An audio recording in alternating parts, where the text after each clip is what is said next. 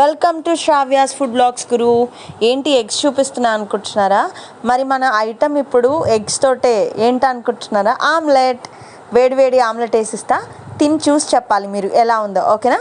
So first ఒక గిన్నె తీసుకొని అందులో ఒకదాని తర్వాత ఒకటి ఇట్లా 4 గుడ్లు పగలగొట్టేసి అందులో కొంచెం పసుపు, అంటే 1 స్పూన్ పసుపు, హాఫ్ స్పూన్ అయినా వేసుకోవచ్చు.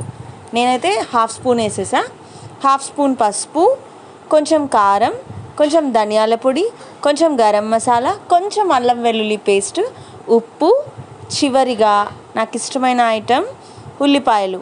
అట్లా ఉల్లిపాయలు కూడా వేసేసి మంచిగా గిలక్ కొట్టాలన్నమాట. గిలక్ కొట్టడం అంటే తెలుసు కదా మన తెలంగాణ భాషలో. మంచిగా కలపాలి. ఇదంతా అన్నీ మిక్స్ అయ్యేటట్టు కలిపేసి మనం ఇంకా స్టవ్ మీద పెనం పెట్టాలి.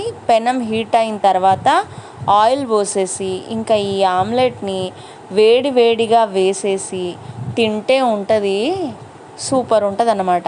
చూస్తేనే తినబుద్ధి అవుతుంది కదా. నాకైతే నోరు ఊరుతుంది, మంచి వాసన వస్తుంది.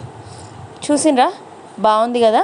సో ఇట్లా మీరు ఎన్ని ఆమ్లెట్స్ అయినా వేసుకోవచ్చు, ఓకేనా? మీకు శాంపుల్ కోసం ఒక్కటి అట్లా వేసి చూపించిన. అయినా మీకు ఆల్రెడీ ఆమ్లెట్ వేయడం వచ్చు అనుకుంటా కదా. సో ఎలా ఉంది ఈ వీడియో కనుక మీకు నచ్చితే please like, share and subscribe to my channel Sravya's food blogs Guru.